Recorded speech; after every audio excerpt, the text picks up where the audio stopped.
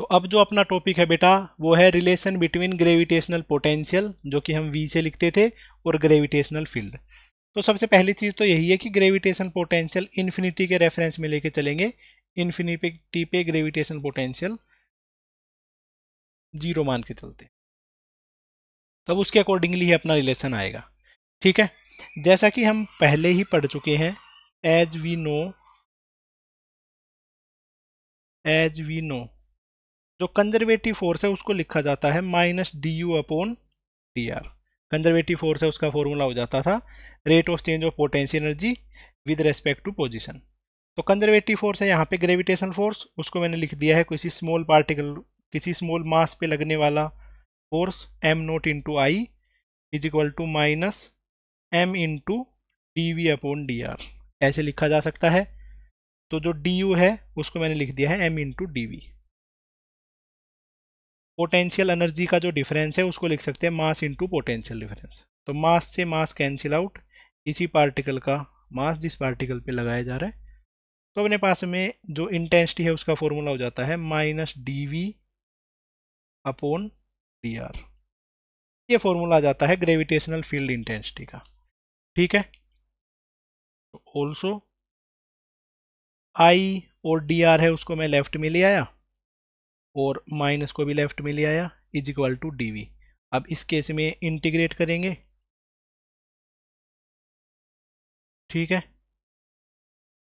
तो इससे पहले मैंने डी वी को लेफ्ट में रख दिया है, minus I dot D R, इसको मैंने राइट में ले जाके लिख दिया है। ठीक है, दोनों तरफ इंटीग्रेट करेंगे तो डी वी का इंटीग्रेशन आ जाएगा पोटेंशियल, और इसका आ जाएगा minus I dot D R. और रेफरेंस है वो मान के चल रहे हैं इन्फिनिटी से लेकर आर तक लेके आने में है, ताकि इन्फिनिटी का पोटेंशियल मैं जीरो पुट कर सकूं, इसलिए। ठीक है, तो ये वाला फॉर्मूला ही अपने काम में आएगा अभी के लिए। आगे जाके जब इलेक्ट्रोस्टैटिक पढ़ेंगे तो ये भी काम आएगा। ठीक है, तो पहले जो ऊपर वाला फॉर्मूला है उसको याद रखो, इनसे ही अपने पास में आंसर निकाले जाएंगे। अगर ग्रेविटेशनल पोटेंशियल गिवन है और ग्रेविटेशनल फील्ड गिवन है तो ये फॉर्मूला यूज किया जाएगा। ठीक है, बट अगर अलग अलग डायरेक्शन में गिवन हो तो हम कैसे करेंगे? तो gravitational field intensity X direction में निकालनी है तो क्या हो जाएगा, minus curly V upon curly X, V का partial differentiation with respect to X. Y direction में निकालनी है तो minus curly V upon curly Y, और जेड डायरेक्शन में फील्ड इंटेंसिटी निकालनी है तो minus curly V upon curly Z. ऐसे इस चीज़ को लिखा जा सकता है। और ऐसे ही जो ग्रेविटेशनल फील्ड इंटेंसिटी का वेक्टर लिखना हो तो आ जाएगा minus curly V upon curly X I cap, minus curly V upon curly Y J cap, minus curly V upon curly Z K cap. Curly का मतलब हो जाता है यहाँ पे पार्शियल डेरिवेटिव। ठीक है, partial derivative of potential with respect to X. चलो अब क्वेश्चन कर लेते हैं इस पे बेस्ड। एक दो क्वेश्चन है जो कि हमें करने चाहिए। Gravitational potential in a region is given by v is equal to 3x minus 4y plus 12z joule पर kg। Find out gravitational field. तो इस केस में ग्रेविटेशनल फील्ड हमें कैलकुलेट करना है। ग्रेविटेशनल पोटेंशियल गिवन है और ग्रेविटेशनल फील्ड हमें कैलकुलेट करना है।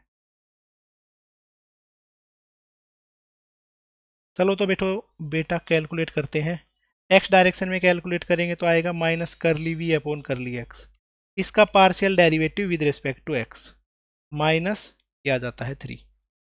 ठीक है, वाई डायरेक्शन में निकालेंगे तो minus curly V upon curly Y, तो इसलिए इसको लिख देते हैं माइनस ऑफ माइनस 4। वाई के रेस्पेक्ट में डिफ्रेंसिएशन करेंगे तो ये जीरो, इसका डिफ्रेंसिएशन -4, तो ये बन जाएगा 4।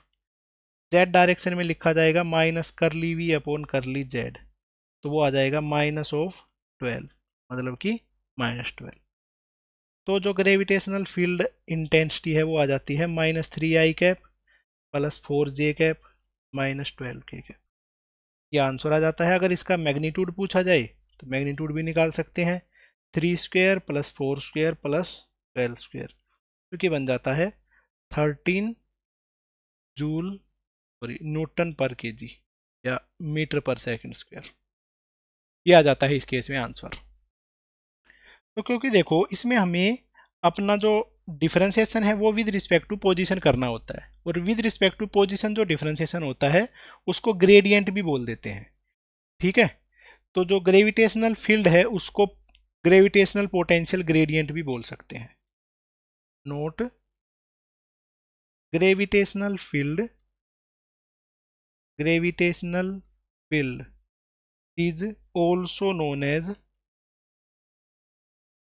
known as potential gradient।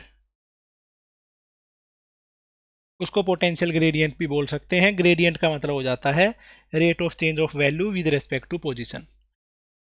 ठीक है, चलो अब एक और क्वेश्चन कर लेते हैं जो कि नीट का ही क्वेश्चन है। तो ये है अपने पास में क्वेश्चन।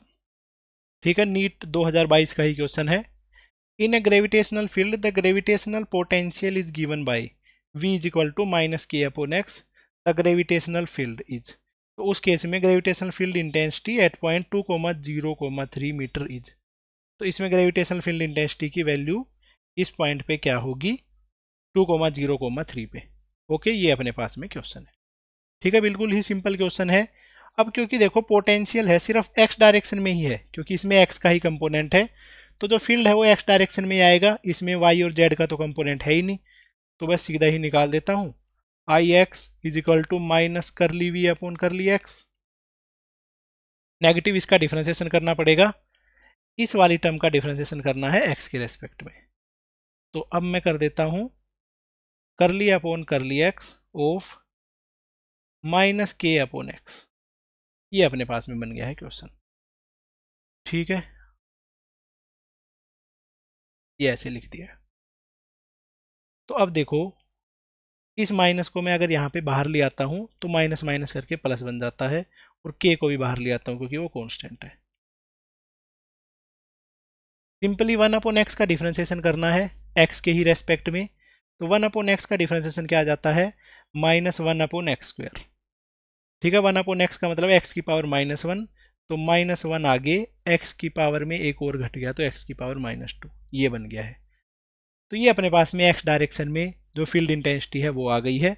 अब जो एक्स है उसकी जगह पे वैल्यू पुट करनी पड़ेगी 2,0,3, तो एक्स की जगह पे सिंपली 2 पुट कर देंगे, माइनस के इंटू 2 की पावर -2, मतलब माइनस के अपॉन 2 स्क्वायर। तो आंसर बच जाता है माइनस के अपॉन 4। तो माइनस के अपॉन 4 यही इसका आंसर बन जाता है। इससे ज़्यादा इसमें और कुछ करने की रिक्वायरमेंट है ही नहीं, इतने सिंपल से लॉजिक के साथ इसका आंसर आ जाता है।